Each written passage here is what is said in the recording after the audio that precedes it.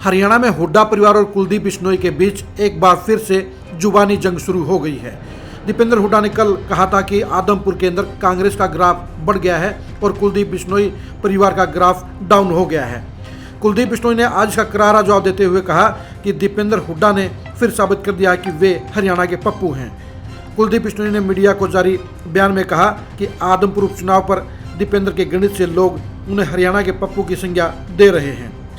पूर्व सांसद कुलदीप बिश्नोई ने कहा कि भूपेंद्र हुड्डा के बेटे वास्तव में हरियाणा के पप्पू हैं। उन्हें राजनीतिक ज्ञान तो पहले से ही कम था, मगर उनका गणित भी इतना कमज़ोर है, यह लोगों को अब पता चल गया है। कुलदीप बिश्नोई लगातार इस बात का दावा करते रहे हैं कि आदमपुर में कांग्रेस बहुत डाउन चली गई है। आज भी उन्होंने कहा कि आदमपुर में हमेशा पहले बजनाल परिवार का गढ़ था और अब वो बीजेपी का गढ़ बन गया है। आदमपुर उपचुनाव में भव्य बिश्नोई की जीत के मार्जिन पर दीपेंद्र के बयान पर पलटवार करते हुए कुलदीप बिश्नोई ने कहा कि दीपेंद्र को पता होना चाहिए कि भाजपा प्रत्याशी रहे भव्य बिश्नोई को 2019 विधानसभा चुनाव में मुझे मिले वोटों से 4000 वोट ज़्यादा मिले हैं। 2019 में आदमपुर से कांग्रेस प्रत्याशी के तौर पर उन्हें 63,000 वोट मिले थे, जबकि भव्य बिश्नोई को उससे 4000 वोट ज़्यादा मिले हैं। दीपेंद्र हुड्डा को पता होना चाहिए कि कांग्रेस का वोट बैंक आदमपुर में इस उपचुनाव में पिछले विधानसभा चुनाव के बजाय लगभग 12,000 कम हुआ है।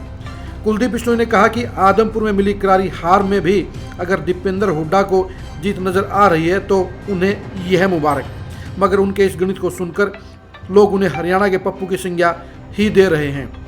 कुलदीप बिश्नोई ने कहा कि दीपेंद्र को अपने पिता भूपेंद्र हुड्डा की चिंता करनी चाहिए, जो भ्रष्टाचार के मामले में जल्द ही जेल की सलाखों के पीछे जाने वाले हैं। अपने शासनकाल में वो माफिया की सरकार चलाने वाले हुड्डा के कारनामों का कच्चा चिट्ठा तैयार हो चुका है और किसी भी वक्त सीबीआई, ईडी, इनकम टैक्स उन्हें जेल में डाल सकते हैं।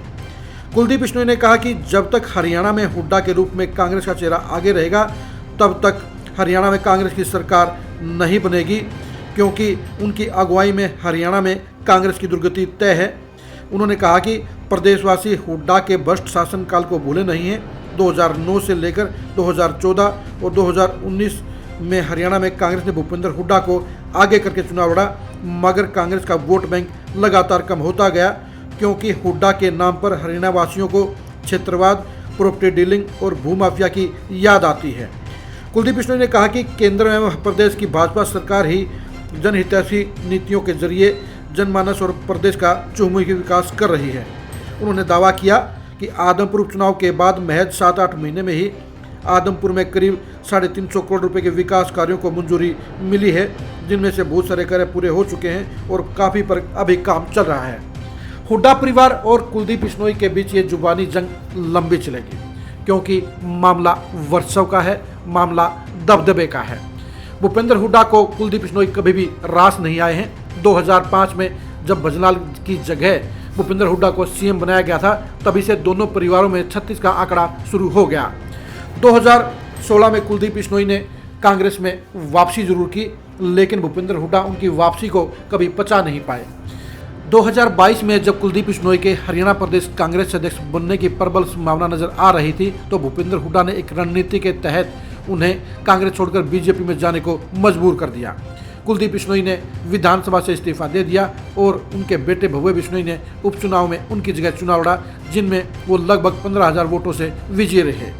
भूपेंद्र हुड्डा और दीपेंद्र हुड्डा को कुलदीप बिश्नोई रास नहीं आ रहे थे, क्योंकि उन्हें डर था कि अगर कुलदीप बिश्नोई को प्रदेश अध्यक्ष बना दिया गया तो वो 2024 के चुनाव में कांग्रेस के सीएम पद के सबसे प्रबल दावेदार हो सकते हैं और हाईकमान भूपेंद्र हुड्डा या दीपेंद्र हुड्डा की बजाय कुलदीप बिश्नोई या किसी दूसरे नेता को सीएम बना सकता है।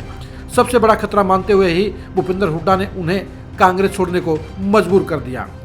जो नई जुबानी जंग है उसके पीछे भी 2024 का चुनाव है। भूपेंद्र हुड्डा और दीपेंद्र हुड्डा लगातार इस बात के दावे कर रहे हैं कि कांग्रेस का जनाधार बढ़ रहा है और अगले चुनाव में कांग्रेस हरियाणा में सत्ता की सरताज बनेगी।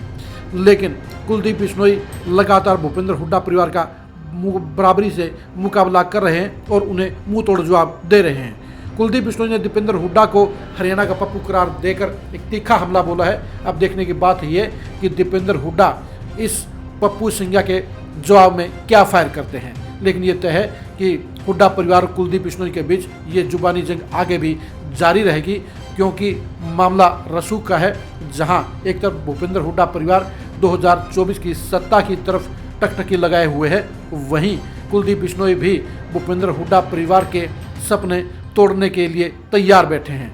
दोनों ही परिवारों की इस जुबानी जंग पर हमारी नज़र बनी रहेगी। आप खरी खरी न्यूज़ के फेसबुक पेज और यूट्यूब चैनल को लाइक कीजिए, उनको सब्सक्राइब कीजिए। सबसे एक्सक्लूसिव खबरों के लिए आप खरी खरी न्यूज़ के साथ जुड़े रहिए। नमस्कार।